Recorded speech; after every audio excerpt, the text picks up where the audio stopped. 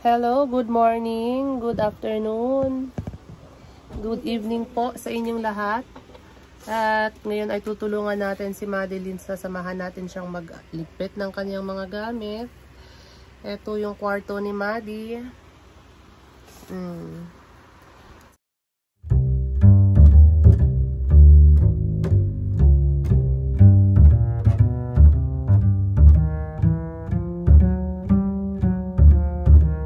Ayan, ito lang yung kwarto ni Madeline.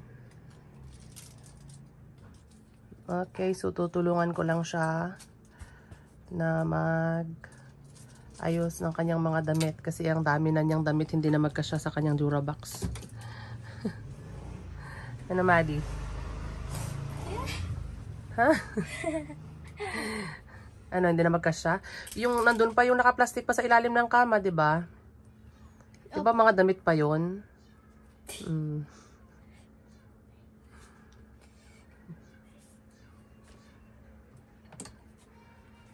Ang dami na niyang damit, ang dami na niyang dress. Hanger po ito. Ah? O, tanggalin mo yan sa hanger, tapos itutupi yan. Tutupiin mo yan.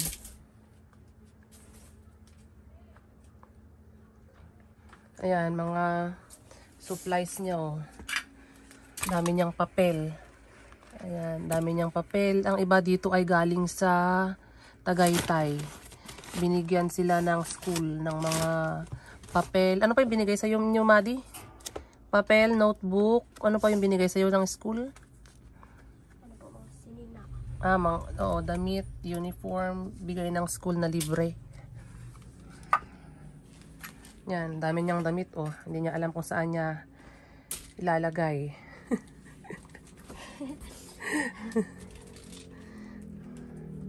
Ano?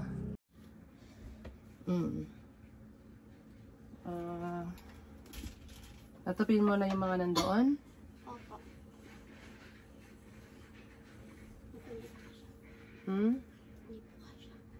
Hindi ka siya. Patingin nga.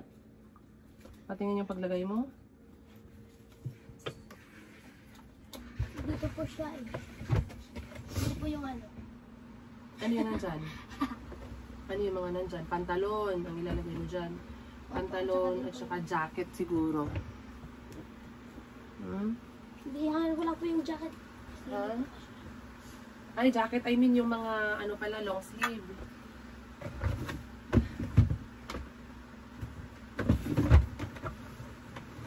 Oh my gosh. Ang dami mo na talagang damit, Maddie, oh. Ang ilagay mo sa drawer, mga undies, ha? Ang ilalagay mo dito. Itong mga to, Maddie, ayan, oh, may mga pantalon. Ang pantalon, paghaluin mo doon, ay pagsamahin mo doon sa baba, pinakababang layer.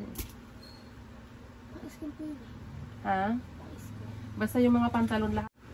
Doon natin si Madeline. Sa sobrang dami niyang damit, hindi niya alam kung paano mag-ayos. So, wait lang. Madeline, anong nilagay mo dito? Ano to? Ha? Anong mga nandito? Pang-bahay po yun. Pambahay to? Pambahay ba tong pantalon? Ha? Pambahay tong pantalon? Oo, diba? Patingin ako ng mga pambahay mo nga. Yan pinaglalagay mo. Sabi ko yung pantalon, ilagay mo sa baba. Tupiin mo kasi ng maayos. Pag nagtutupi ka, Madeline, ang mga ganito, ihang mo to kasi madali itong malupot. Ha? Yung mga parang blouse ba? Yung mga parang blouse, ano siya, i-hanger mo ang mga. Ito, napakadami nating hanger, Maddie. Baka hindi naman po kasya nito. Alin? Yung dress?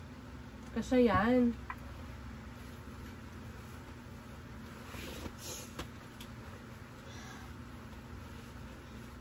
Ayan.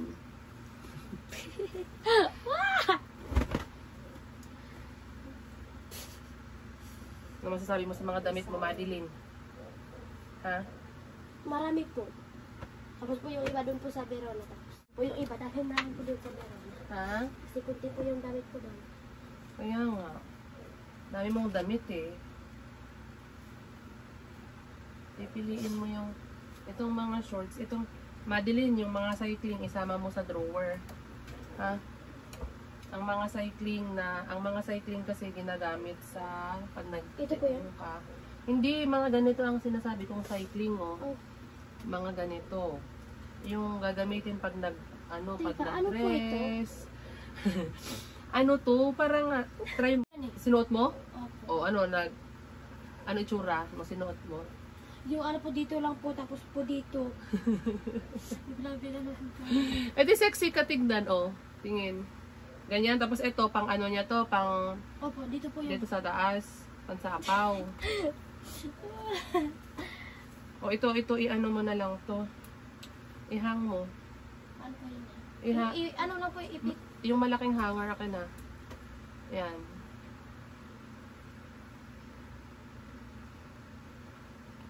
Ganyan na lang. Ganyan na lang yung paghang mo. Ganyan. Hindi na lang po yung pinutol. Ha? Hindi na naputol. Dami mong damit, Maddie. Oh, yung mga shorts, Ito po yung pinakagusto ko. pajama. Yan pinakagusto mong dress? Opo. At saka din po yung...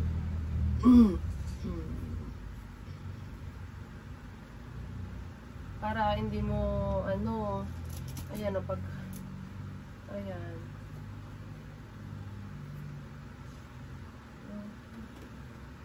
Yung, excuse me, yung pagtupi ng mga damit, Madeline, ayusin. Madeline, pag nagtutupi ka ng damit, baliktarin mo. Baliktarin mo. Pag nagtutupi ng damit, baliktarin mo. Kasi binabaliktad ko ganyan bago ka magtupi. Ito mga pambahay. Oh, nasa iyo na yun pala tong pang-jogging. Eh. Sinukat mo yan? Sinuot ko po ito. Ano mo lang, ibabaw mo lang patingin nga. Ito, cycling to, Maddie, ha? Ito yung mga ginagamit pag nagdi-dress or nagpapalda. Ha? Opo. Tingin.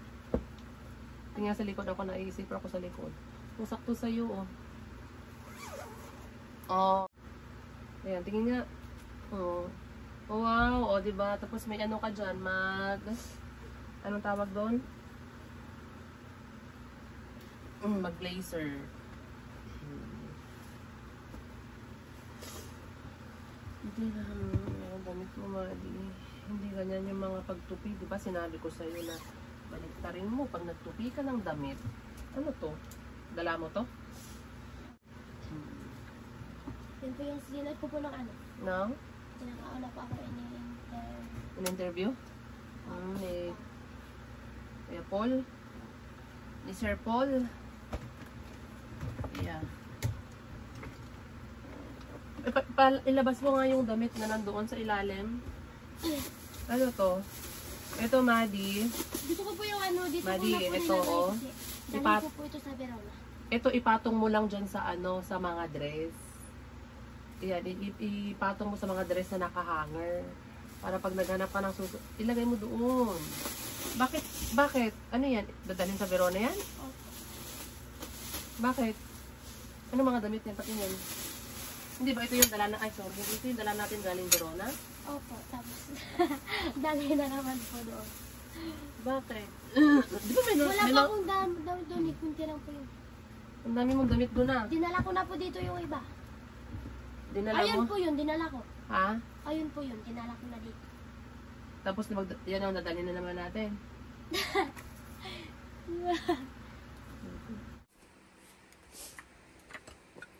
Yan, yung pantalon na yan, ilagay mo dyan sa pinakamababang drawer.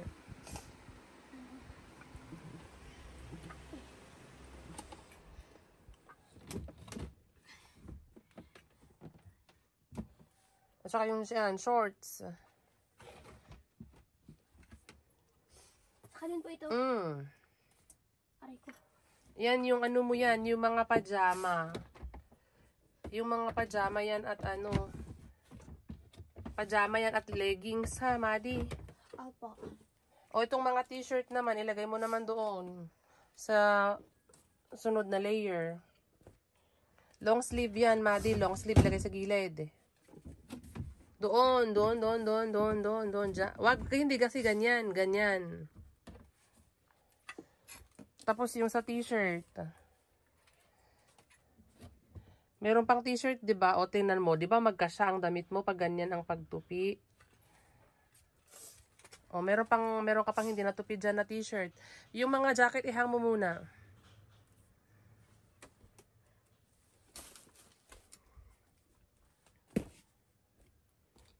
Wag yan masyadong mahaba, yung hanger na yan, Madi. Masyadong mahaba yan, yung hanger na yan, masyadong mahaba, yung mas maiksi.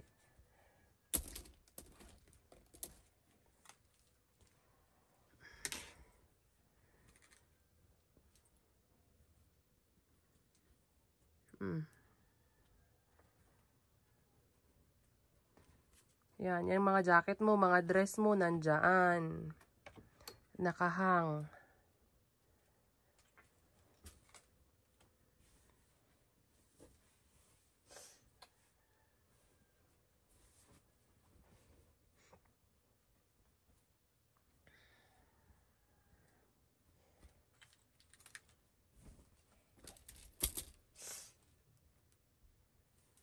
Para hindi ka mahirapang maghanap ng jacket, hindi pa yung nangangalkal ka dyan sa mga drawer na yan.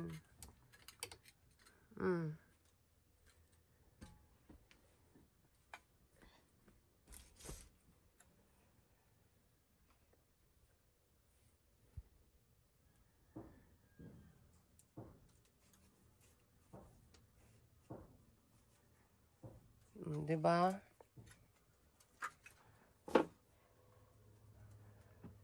Yan. Maayos na. Ayan, yung mga meron ka pang dress dyan. Asan yung partner niyan? Sabi mo. Hindi mo makita. Baka Hindi mo makita. Baka doon po sa Verona. Yan, mga ganyang tela. Madi, ihang mo yung mga yan. Kasi madaling malukot yan eh.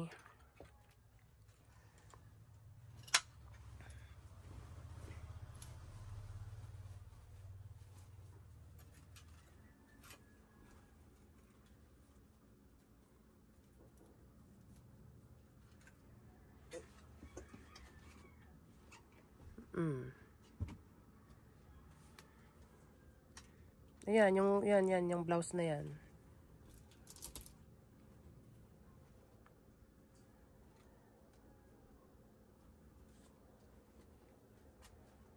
Yan.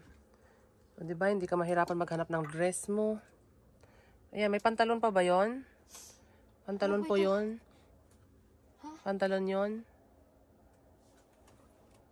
Ito po. O, shorts. Isama mo diyan sa baba.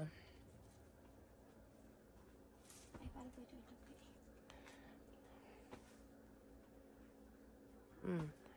Tapos yung mga t-shirt na yan. Ayan, yung pansapaw na yan, ilagay mo ulit yan sa dress, Madi. Ilagay mo sa dress dito. Ipatong mo ulit siya dyan sa dress.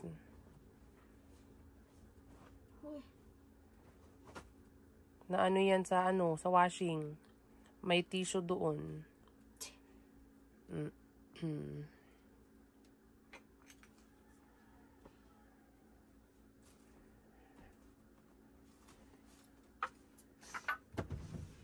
So, alam mo na kung saan yung pantalon, saan yung shorts nakalagay dyan. Okay? Yung mga t-shirt at long sleeve dyan sa pangalawang layer. O, ilagay mo na tong t-shirt mo. O, yan. Ilagay mo yan sa dress. Ganyan.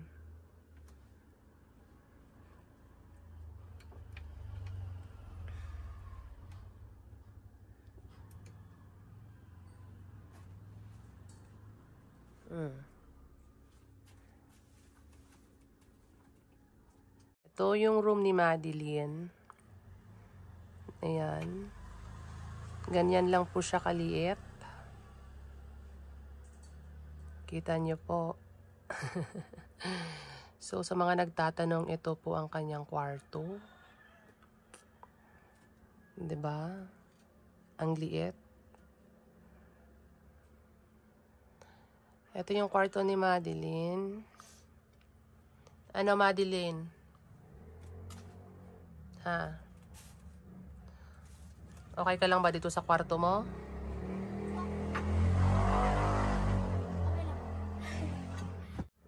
Yan. Tapos yung mga hanger na hindi mo gagamitin, ilabas mo na. Ayan, so ito po ang kwarto ni Madeline. At maliit lang po ang kwarto ni Madeline kasi maliit lang din naman kasi ang bahay namin.